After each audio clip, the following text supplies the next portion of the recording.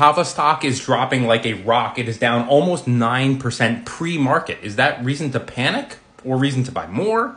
What do? Let's take a look.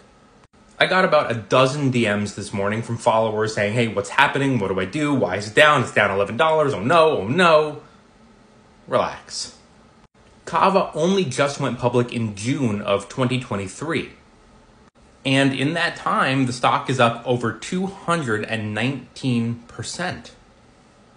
That's a lot in a very short period of time. And the headline is that a company called Ardell International, who is CAVA's largest shareholder, reduced their stake by around 7%. Let me just show you one thing. Go to Yahoo Finance, search for CAVA. This is the homepage, and you're going to go right here to holders.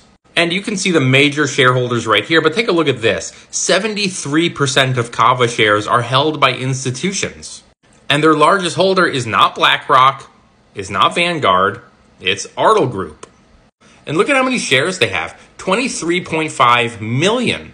And their value is almost $3 billion.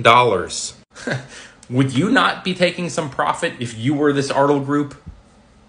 And by the way, the 23.5 million shares, the almost $3 billion value, that was last reported on June 30th. And we found out this morning that they sold around 6 million shares, worth around $732 million. They also did sell some more shares earlier in June. The point is, they had 23.5 million shares in June. They've sold 6 million, which means they still are the largest shareholder of CAVA, holding around 17.5 million shares.